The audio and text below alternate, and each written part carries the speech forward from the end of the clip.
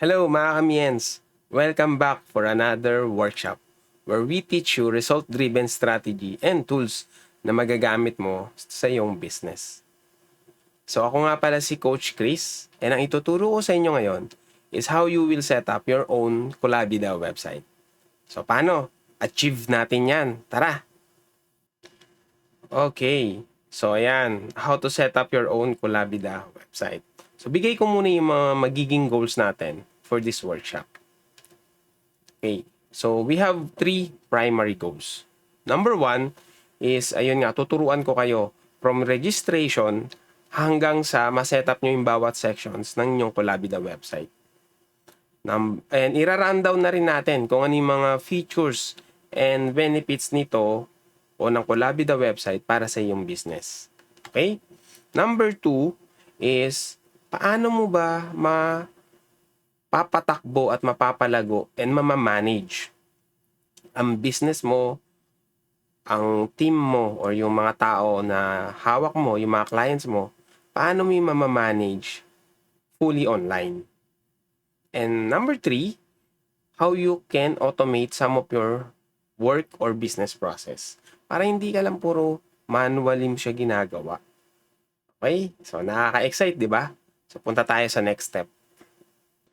Okay guys, so ang first step na gagawin natin is for you to register your own Colabida website. So just go to the website www.colabida.com. So yan yung website natin, www.colabida.com.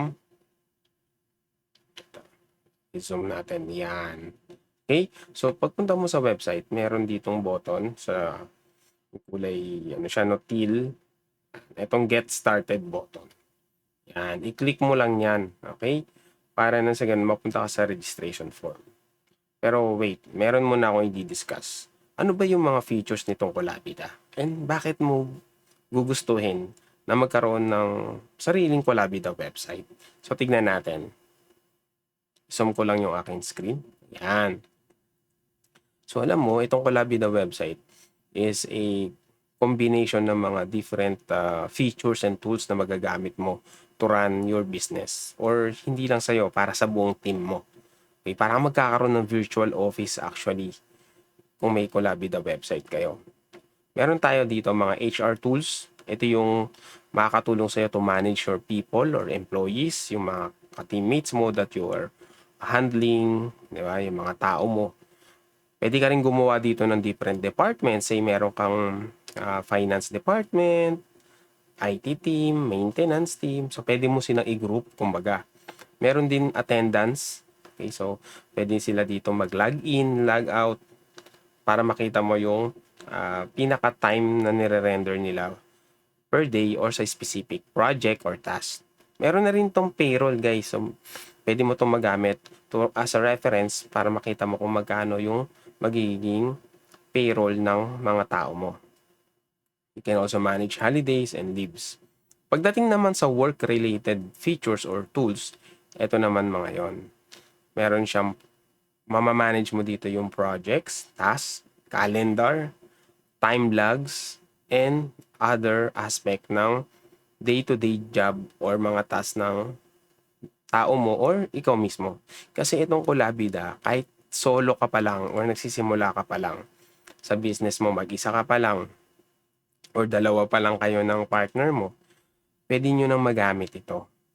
Meron din itong finance tool, okay, for you to create your invoice para sa send mo sa client mo. Pwede kang mag-create ng estimate, manage yung payment ng client, and expenses ng company or ng iyong operational expenses. Lahat yan pwede mong mailag at mailagay dito. Meron din tayong customer tools. Like I mentioned, syempre ang gusto naman natin, 'di ba, yung business natin lalago. So, hindi lang siya pang individual or solopreneur na nag-uumpisa pa lang. Habang lumalago ka, magagamit mo yung Colabida. Kasi meron din siyang customer tools para sa mga clients mo. Pwede sila mag-send ng support ticket kung may mga issues sila sa ino-offer mo sa product or services mo. Meron din siyang lead section wherein dun mo pwedeng ilagay yung mga information ng mga leads mo. Ayan, yun nga, like I mentioned, meron siyang support ticketing system. And ano pa yung other features niya? Yan, meron tayong notice board. Pwede rin maglagay ng mga events, reports, set mo yung mga products mo dito, assets, asset management like yung mga physical assets like yung mga equipments nyo. Yan, pwede mong ilag dito yon.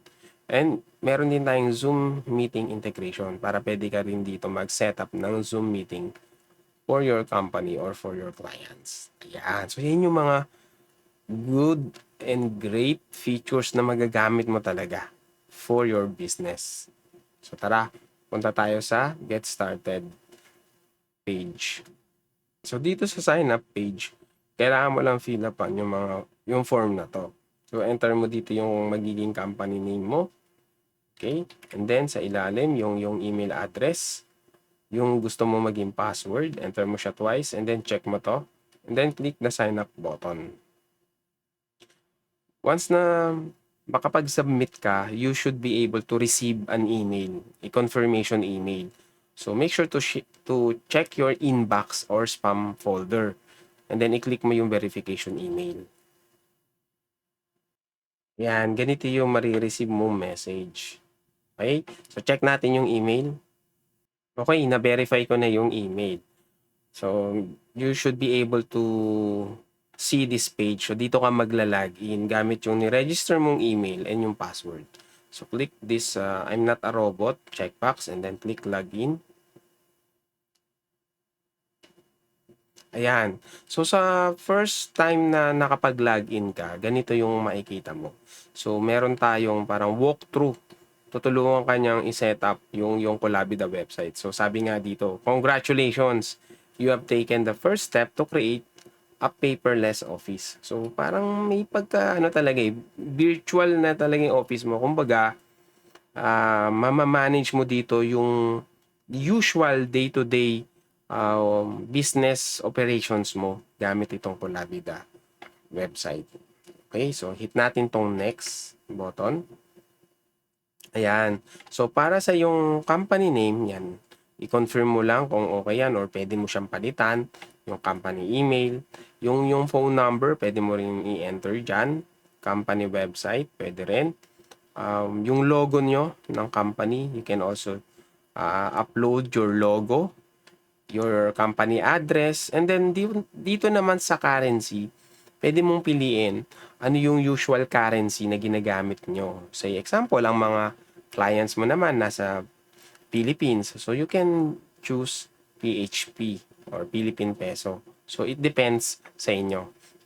Kasi tied din ito or nakabind to minsan dun sa invoice nyo or sa mga sinesend nyo invoice or ginagawa nyong estimates. Pwede mo rin kasi ma-set dun yung currency pati dun sa mga products mo. So, mamaya, titignan natin lahat yon.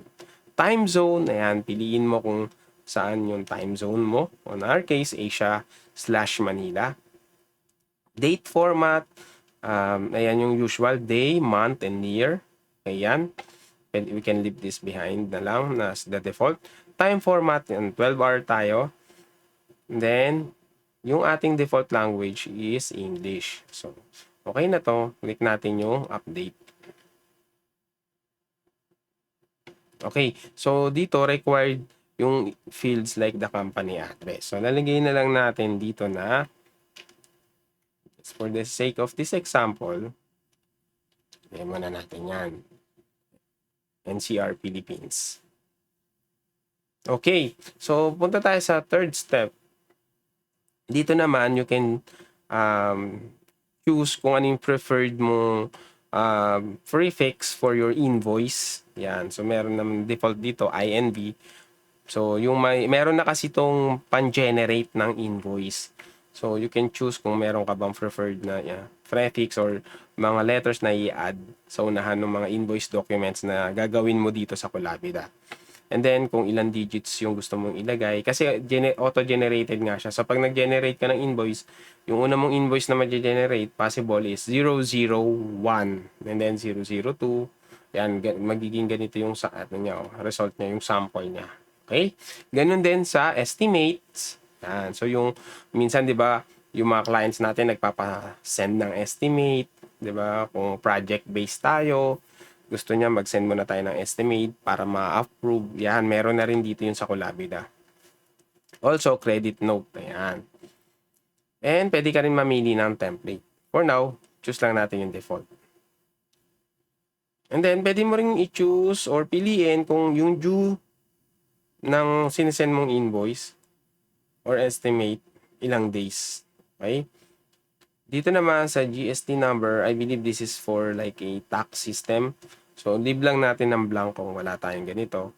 And then, kung meron kang terms and conditions for your invoice, you can write down here. Okay? Once everything is good, click lang natin yung update button. Ayan. Okay? So, after you finish that walkthrough, maglalan ka na sa iyong dashboard. So, here, makikita mo yung parang summary ng different sections like total clients. Okay, so ngayon 0 pa lang, of course. Kaka-setup pa lang natin ng ating Colabida website. Yung employees mo, 'di ba? Since kaka-register lang natin, isa pa lang. Projects na meron dito sa Colabida website mo. And then unpaid invoices. Ayan, yun yung mga makikita natin dito. Pending task. Okay, so 0 pa lang yung total hours na nalag natin or ng mga kasamahan natin sa work. Completed task kung ilan, total attendance, kung may mga tickets na na-resolve, say example, mayroon tayong mga customers na nag-send sa atin ng mga issues nila, yan, pwede rin natin dito i-note yun sa Colabida. Okay? And pwede mo rin i-select kung ano yung gusto mong i-show dito sa dashboard mo, anong mga widgets yung gusto mo makita. Okay? Yan, yun yung ating dashboard. Okay? So, ngayon, punta naman tayo sa different sections ng Colabida. So, I can walk you through kung paano nyo siya isa-setup.